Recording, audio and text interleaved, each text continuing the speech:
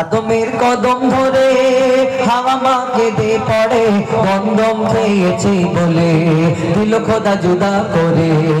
আদমের কদম ধরে হাওয়া মা কেঁদে পড়ে, আদমের কদম ধরে হাওয়া মা কেঁদে পড়ে, গন্ধম খেয়েছে বলে দিল খোদা জুদা করে।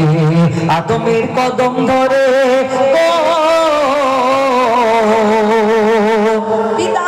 মা হাওয়া জান্নাতের মধ্যে গন্ধম খাবার কারণে তাদের জান্নাতে রাখলে না দুনিয়ায় পেটিয়ে দেয়। কি হয় কবি ছন্দের মাধ্যমে আরো কি লিখছে দেখুন।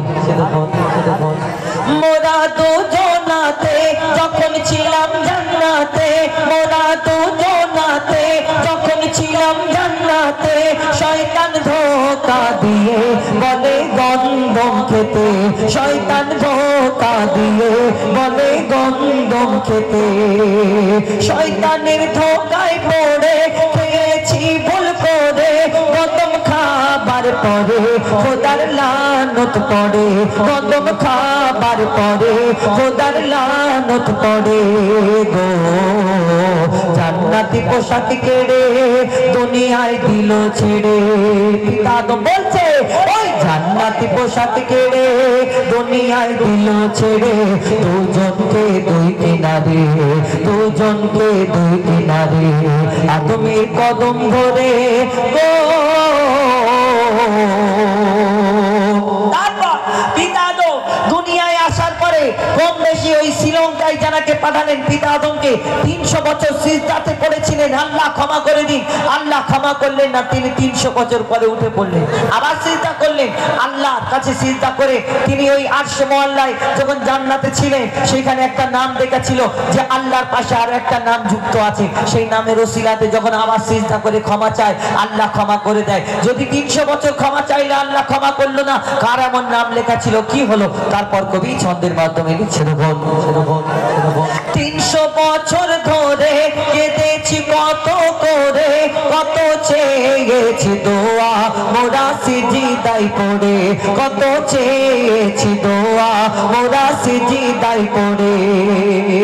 চেয়ে দেখি ওই আরশে কার নাম লেখা খোদার পাশে, চেয়ে দেখি ওই আরশে কার নাম লেখা খোদার পাশে। কার নাম লেখা? লা ইলাহা ইল্লাল্লাহর পরে মুহাম্মদ রাসূল জোড়ে, লা ইলাহা ইল্লাল্লাহর পরে মুহাম্মদ রাসূল জোড়ে গো। দোয়া করি সে নাম ধরে, পিতা আদম মা হাওয়া বলছে দোয়া করি সে নাম ধরে আবার সিজদায় পড়ে, আমি দোয়া করি সে নাম ধরে আবার সিজদায় পড়ে। দিল খোদা ক্ষমা করে মুহাম্মদ নামের তরে, আদমের কদম ধরে গো। শেষ কথা, আমরা প্রত্যেক মানুষ এখানে যত মানুষ আছি, হিন্দু, ইহুদি, বৌদ্ধ, খ্রিস্টান, শিখ, ইসাই, যত ধর্ম আছে, আমাদের প্রত্যেক মানুষের একটা জন্মদাতা বাপ মা আছে। আমাদের প্রত্যেক মানুষের একটা জন্মদাতা বাপ মা আছে। এই দুনিয়াতে আমরা যে কোনো ধর্মের মানুষ হোক না কেন, আবার আস্তে আস্তে যখন বড় হই, বিয়ে হওয়ার পরে একটা আব্বাজি আর আম্মাজি বাড়ে, মানে শ্বশুর শাশুড়ি, একটা নিজের জন্মদাতা বাপ মা আর একটা শ্বশুর শাশুড়ি। আব্বাজি আম্মাজি মানে একটু বউ খুশি হবে আব্বাজি আম্মাজি বললে, কেন নালে বউর আব্বা মা তো একটু সম্মান করে বলতে হবে।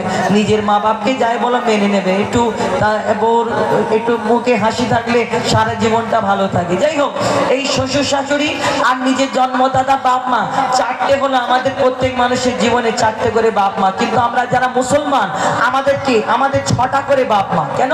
আরেকটা এক্সট্রা, যেমন আমরা পিতা আদমকে পিতা বলি আর মা হাওয়াকে মা বলি। এনারা তো আমাদের শ্বশুর শাশুড়ি বা আমাদের জন্ম দিয়েছেন, তাই বাপ মা বলি।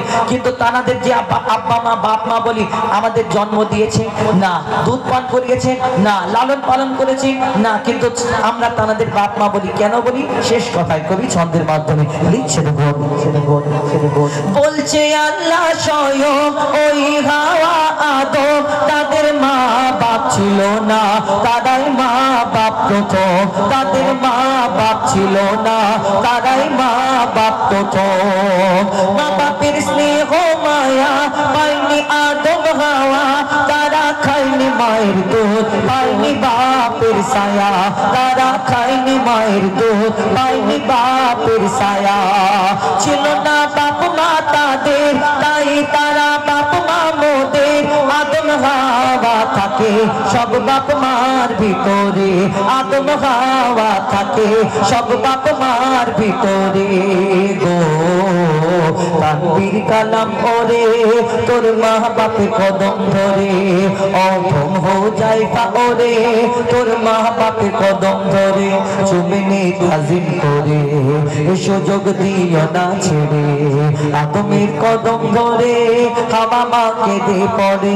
গন্ধম খেয়েছি বলে দিল খোদা জুদা করে, আদমের কদম ধরে গো।